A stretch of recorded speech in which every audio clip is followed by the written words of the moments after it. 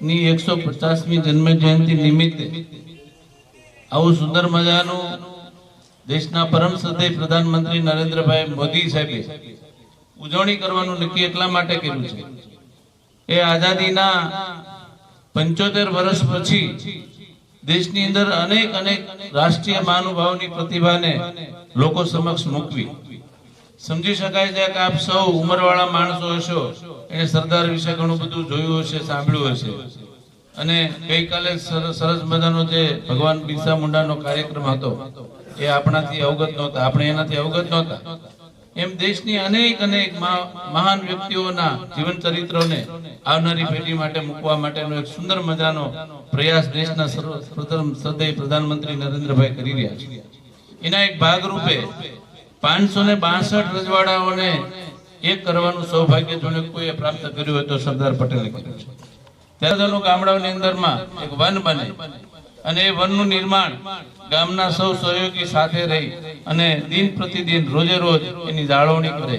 એની ખેવના કરે અને 5 વર્ષે 10 વર્ષે 25 વર્ષે સરદાર સાહેબના 220 જન્મજયંતિ ઉજવીએ ત્યારે સરસ મજાનું ગાઢ જંગલ હોય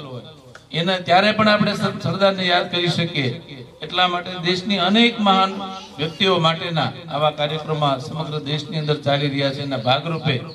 આજે આપણા ગુજરાતની અંદર પણ આવા એક અઠવાડિયા સુધી કાર્યક્રમો ચાલવાના છે અને એ કાર્યક્રમના ઉપલક્ષમાં અનેક પ્રવૃત્તિ આવી સરદાર સાહેબના માટે વન ઊભું કરવામાં આવે છે એવા કોઈ બીજા મહાનુભાવ માટે બીજી પ્રવૃત્તિ છે રક્તદાન કેમ્પ છે બધી સામાજિક પ્રવૃત્તિઓ યાદમાં યુનિટી માર્ચના કાર્યક્રમ અંતર્ગત દરેક જિલ્લામાં વિધાનસભા વાઇઝ પદયાત્રાનું આયોજન કરી રહ્યા છે આ પદયાત્રામાં પૂર્વેની પ્રવૃત્તિઓ અને પછીની પ્રવૃત્તિઓ એવા જુદા જુદા આયોજન કરવામાં આવે છે એમાં પૂર્વેની પ્રવૃત્તિઓમાં આપણે 562 વૃક્ષોનું વૃક્ષારોપણ કરવાનું છે જેને આપણે સરદાર સ્મૃતિ વન નામ આપ્યું છે એ સિવાય યોગ શિબિરના કાર્યક્રમ છે સ્વદેશી મેળા છે અને વિવિધ સ્પર્ધાઓ વક્તૃત્વ સ્પર્ધાઓ નિબંધ સ્પર્ધાઓ આવી અનેક પ્રવૃત્તિઓનું આપણે નાના મોટા પાયે આયોજન કર્યું છે આ પ્રસંગે મારે એ કહેવાનું મન થાય છે કે આપણે સરદાર પટેલ સાહેબને યાદ કરીએ છીએ એમની લોખંડી પુરુષત્વનો સ્વભાવના કારણે તો લોખંડી પુરુષત્વ એટલે શું તો જ્યારે આપણો દેશ પુરાતન કાળમાં તો અખંડ ભારત હતો પણ સમય જતાં ભારતમાં વિવિધ આક્રાંતાઓના આક્રમણ થયા જુદા જુદા રજવાડાઓ અને જુદા જુદા મુગલ કાળ હોય કે અંગ્રેજોનું શાસન હોય એવી રીતે જુદા જુદા શાસનોમાં આપણો દેશ રહ્યો પછી જ્યારે આપણને 1947માં આઝાદી મળી તો આપણને અખંડ ભારત નહોતું મળ્યું પણ એ 562 નાના રજવાડાઓમાં વિભાજિત ભારત હતું તો જ્યારે ભારતનો સંકલ્પના ખરેખર ત્યારે જ સાકાર થાય જ્યારે એ નાના રજવાડાઓ એકત્રિત થઈ અને એક ભારત બને અખંડ ભારત બને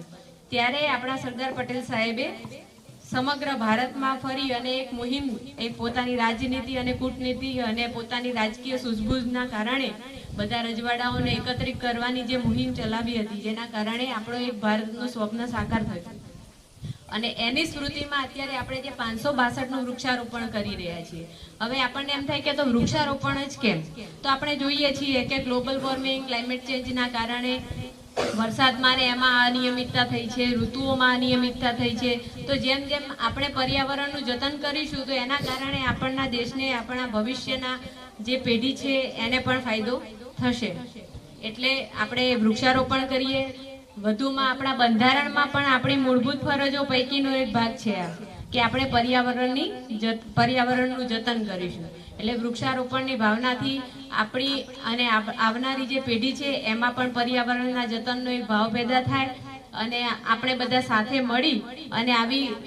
પર્યાવરણીય પ્રવૃત્તિઓ કરતા રહીએ સાથે મળી અને સમાજમાં સંભાવના પેદા થાય એવી આવી પદયાત્રાઓ યોજીએ જેથી કરી અને સમાજમાં જે જાતિના નાતના અને ઊંચ નીચના એવા કોઈ ભેદભાવ હોય તો એ દૂર થાય અને આપણા બધામાં સમાજના તમામ વર્ગો પ્રત્યે એકતાનો સંભાવનો ભાવ પેદા થાય અને આપણે બધા ભારતીયો જ છીએ આપણે એક માં ભારતીના સંતાનો છીએ આપણે કોઈ જુદા નથી આપણે વર્ણોથી કે જાતિ વ્યવસ્થાથી કે કોઈ ધર્મોથી કોઈ જુદા નથી પણ આપણે મૂળ ભારતીયો છીએ અને આપણી જે ભારતીયની પ્રતિજ્ઞા છે કે અમે ભારતના સંતાનો ભારતીયો છીએ એ જ આપણી સંભાવના આપણા હૃદયમાં પ્રસ્થાપિત થાય એ માટે આપણે એકતા યાત્રા યુનિટી માર્ચ કરવા જઈ રહ્યા છીએ। ત્યારે આવી પ્રવૃત્તિઓ આપણી દેશની એકતા અને અખંડિતતાને પ્રોત્સાહિત કરશે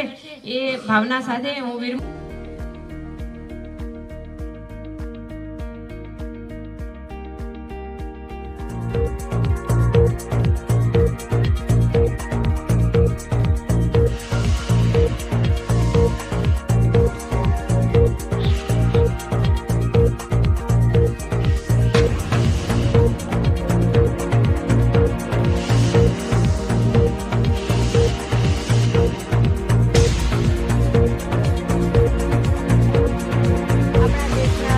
મનોબળ ધરાવતા લોહ પુરુષ એવા સરદાર